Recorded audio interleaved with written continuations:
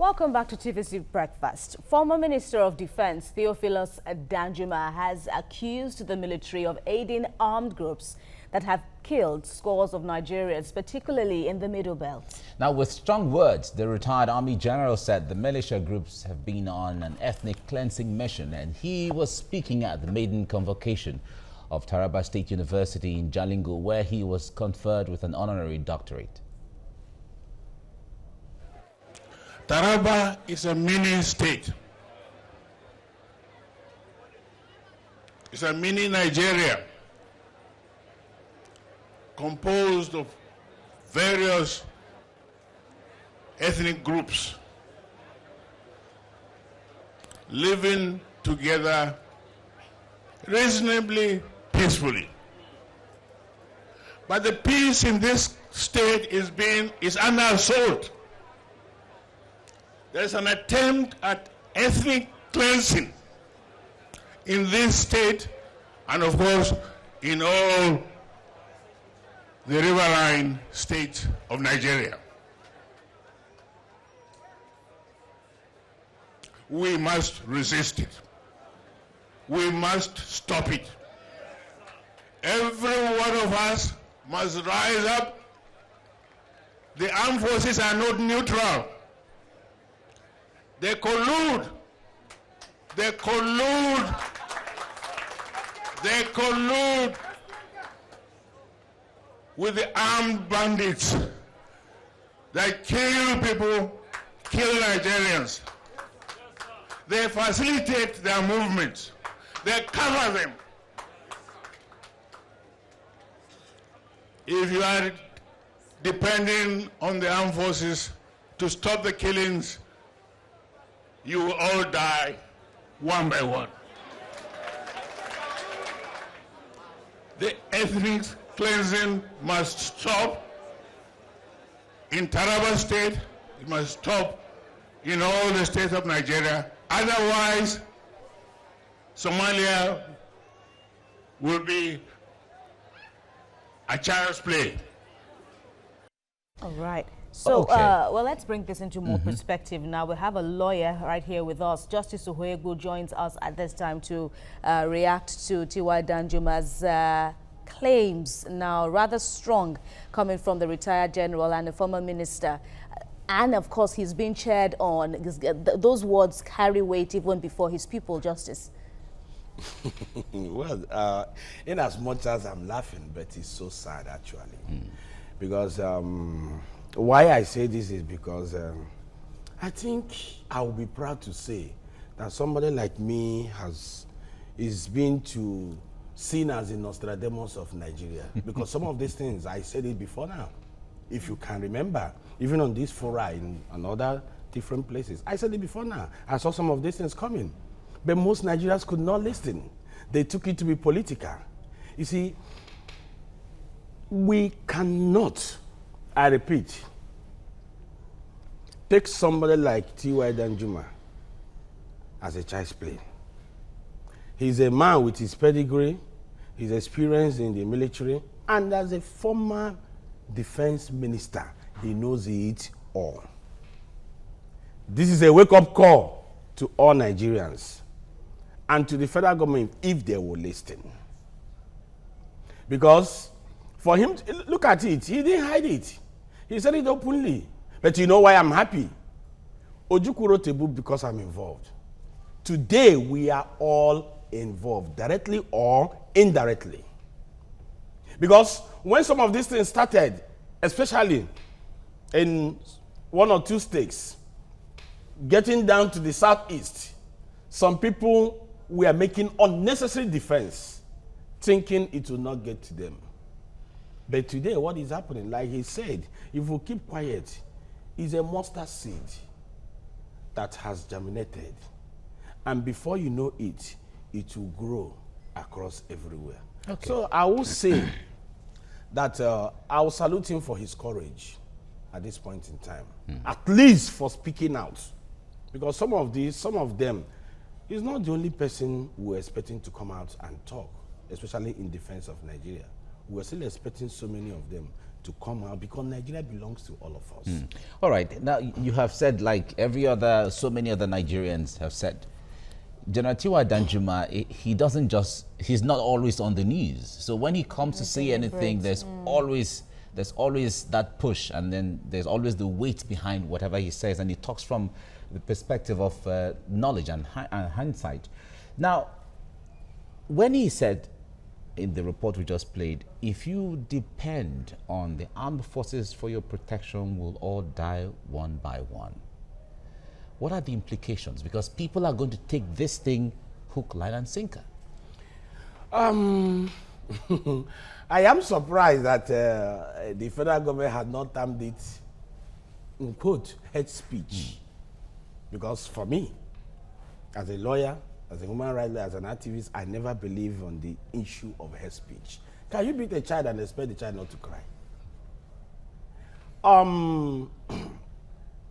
Somebody like our lineage sake, Mike Ahamba, SAN, I think former Attorney General here, Lagos State, I think Pedro, SAN, and one or two other well-meaning lawyers had called the federal government to investigate T.Y. Danjuma's statement. But I'll use the opportunity to say, if there are people I trust that will actually investigate and rival the truth, it is the National Assembly and not the executive. Why the National Because Assembly? it's an indictment on the executive. It's also the executive that gives order to the military. I said something yesterday in a forum. Why even the military? Are we not seeing that our security agents and apparatus has failed Nigerians? Are we supposed to be having anything to do with the military? What is even the primary functions of the military? Every time the military, what do you expect? People that are supposed to be confined in one place for the defense of the territory and the external defense of the country, you're not domesticating them into Nigerian politics. What do you expect? Where are the police force? What is the DSSS? What is their primary function? Is it not supposed to be for internal intelligence gathering and all the rest? So there are a lot of questions. Let's look at the weight of reactions now from the federal government. The army has of course denied. The federal government have said we don't have any such allegations against the army. These things are staring them in the face, but they say they don't have any evidence now of these allegations in Taraba State in question. Is this the reactions that you would expect, or would you perhaps expect some other form of reactions from these groups? You see, let me tell you one thing. I keep on saying something, that the major problem we have in Nigeria is lack of sincerity of purpose.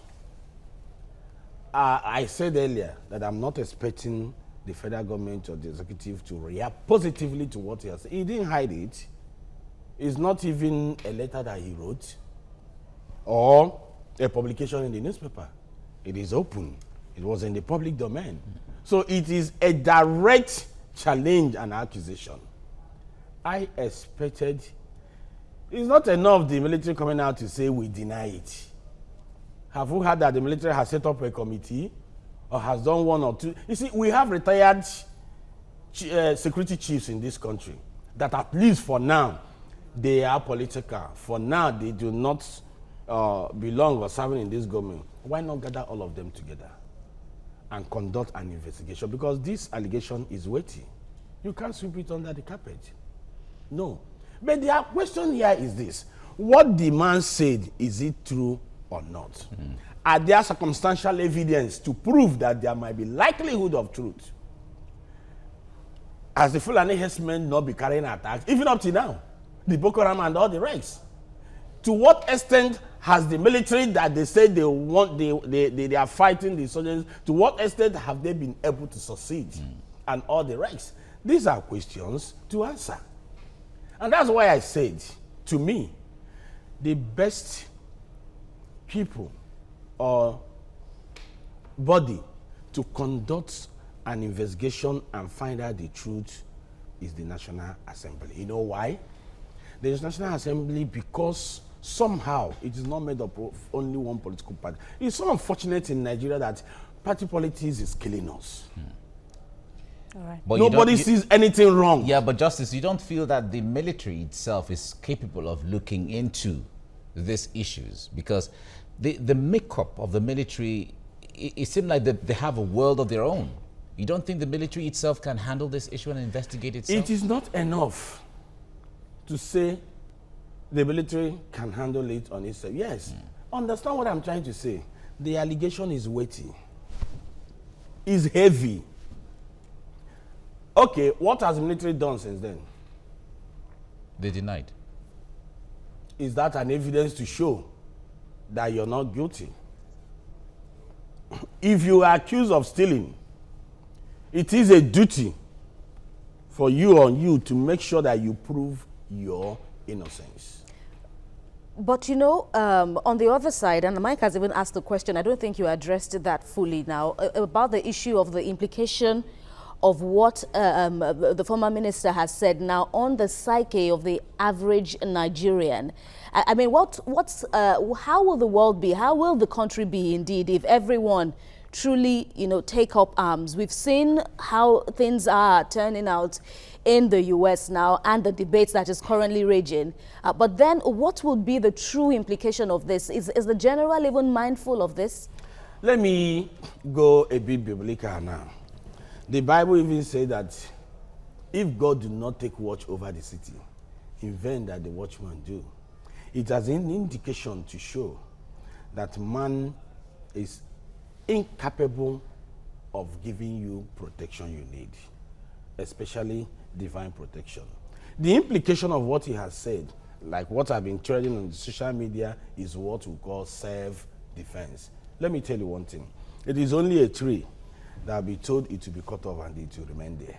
How would you explain the self-defense theory now? Yes, because what he said, if we keep quiet and do not do anything, we will all die one by one. He said if you depend on the government forces, fine. We will all die one by one. Now, like you said, the implication of that, rationally, if we want to give it a plain interpretation, means find another means of defending yourself and also defending your territory. If you remember, that is why the issue of state police now is even now becoming an issue. And again, you see, if you go to the Western world, Western society like US and all the where there is more like legalization of the use of gun and all the rest, there are restrictions, there are laws. It's not as if that people come and they start using their gun anyhow. In law. But we've also seen people using their guns. No, yes, yeah, but the ratio is what you check. Okay. The ratio, I think it should be about 1% to 2%. Considering the guns and Yeah, circulation. considering the guns and everybody that everybody is carrying around. Yeah. And let me give you a fact. Let me tell you the bitter truth. If you're coming to attack me and you know that I have my own weapon, I think you will prepare very well before coming to attack me. And that is the thing. But you see, taking it from just what you said now, the United States is somewhat more of an enlightened society in comparative terms to what we have here. So if we have a climate where people own guns, they have the law. When you're going to buy a gun, you know what the standards are, you know what the laws are, and all of that. In Nigeria, we've seen people who are supposed to be custodians misuse arms sometimes. We've even seen reports sometimes where they say even the security agencies give out arms to armed robbers and so on. Wouldn't there be a chaotic situation? Nigeria, the whole of Nigeria, thrown into massive chaos if they have to take that advice? You are looking at it that way. We are human beings, we are not stones. I believe everybody knows what is right and especially what to do at the right time. Yes, in as much as somehow we're gullible, everybody will not have the same reasoning and the same understanding. But I think what we are saying here is this. At this point in time, what do we do? Where do we go from here? It begins to tell you that Nigerians, earlier before now, they have been crying that they don't have trust on the security apparatus of this country. Now, this thing is a wake-up call, telling on Nigerians again, Yes, we are suffering what you're suffering. We have seen what you're seeing. Only that for some of them, they are protected. They go with chains of security and all the rest. But me and you do have such opportunity and all the rest. And that is why you see some of these things happen. I had read in the newspaper that the federal government is considering giving amnesty to Boko Haram. Is that not a shame? But Justice, you know, because that itself is another big topic now, you know, up for discussion today. But, you know, on the other side now, how do you, as an army landscape somehow now, how do you ensure neutrality in this case now, in a war as headers, farmers headers, crisis now, terrorism and the like now? Because the army also said now the Taraba state government initially had issues with them now, with the army's insistence on neutrality at the beginning of the cat race, I am Akwatuma, right? Well, I don't know what they mean by neutrality. You see, that's why I talked about sincerity of purpose. I've discovered in this country that whenever something happens and people's life are an issue, they will bring in so many techniques and mechanisms to defend themselves and all the rest. Because, first of all, what you ask yourself, if something has happened in a community or in a state for once, why should it keep on reoccurring? This thing happened the first time in Taraba. It has continued. So you want to tell me there are no police force there, the DSS, and every other security apparatus and all the rest? These are the questions we need to ask ourselves. And when you look at some of these things, you begin to say, now that the situation is like this, where do we go from here? Do we, like he said, do we wait until it affects all the states? Like he said, do we wait until it turns to another thing that cannot be controlled? And let me tell you something. When you look at the body movement of both the military and the executive, there seems not to be concern about people's deaths. Nigerians die like fowls in this country on daily basis. And nobody cares to say anything. Nobody is doing anything. Why? Because it has not affected them directly. See why Danjuma is even talking now, because he's from Taraba State, I guess.